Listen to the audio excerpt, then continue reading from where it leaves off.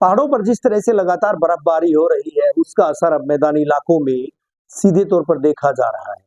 हालांकि जो मौसम में परिवर्तन था, 21 नवंबर से ही तापमान में गिरावट दर्ज की गई थी और पश्चिमी विक्षोभ का जो असर था, पहले आंशिक देखा गया था, लेकिन अब यह असर व्यापक होने जा रहा है। 11 और 13 दिसंबर के बीच जो पश्चिमी विक्षोभ कमजोर था, वो अब तेज होएगा, सक्रिय होएगा और इस वजह से अब ठंड और बढ़ेगी। नमस्कार, मैं रोहित जांगड़ा और आप देख रहे हैं इंडिया न्यूज का डिजिटल प्लेटफॉर्म। जिस तरह के कयास लगाए गए थे कि सर्दी इस बार और ज्यादा होगी, तो शायद अब गुलाबी ठंड खत्म होने जा रही है। मीठी मीठी जो ठंड थी, जो गुलाबी ठंड थी और जिसको लोग अच्छे से जिसका आनंद ले रहे थे, अब वो ठंड और बढ़ेगी। तापमान में लगातार गिरावट दर्ज की जाएगी।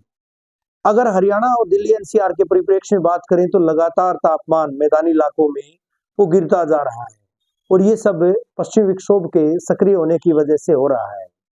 लगातार जिस तरह से पहाड़ों पे बर्फबारी हो रही है, जमाव बिंदु पर जो है पारा जा चुका है। ऐसे में दिल्ली एनसीआर से जुड़े राज्य, दिल्ली के साथ लगते हरियाणा की बात करें, राजस्थान की बात करें, पंजाब की बात करें, गुजरात और दूसरे राज्यों की बात करें, ये ऐसे राज्य हैं जहां पर जो मैदानी इलाकों में पड़ते हैं। इन मैदानी इलाकों में भी अब ठंड और ज्यादा बढ़ने जा रही है। पश्चिमी विक्षोभ जो था वो कम एक्टिव था, कम सक्रिय था और अब उसका असर और ज्यादा देखने को मिलेगा। हिसार के परिप्रेक्ष्य में ये हम बात कर लें तो यहाँ जो पारा है वो लगातार अब गिरता जा रहा है।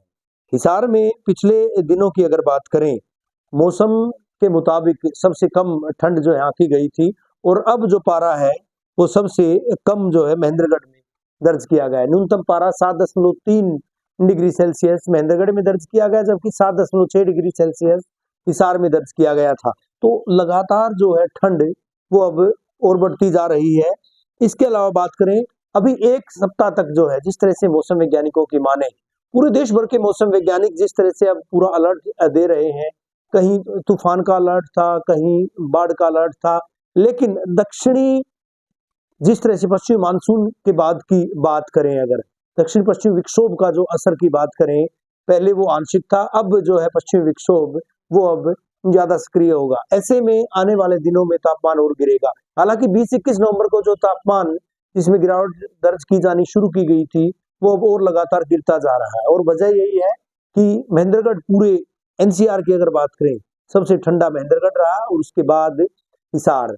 हालांकि भिवानी में तापमान 9.9 डिग्री दर्ज किया गया है। तो इसी तरह से जो है लगातार अब तापमान निश्चित तौर पर गिरेगा और लोगों को हालांकि अब कड़ाके की ठंड देखनी पड़ेगी। बने रहिए हमारे साथ, देखते रहिए इंडिया न्यूज का डिजिटल प्लेटफॉर्म।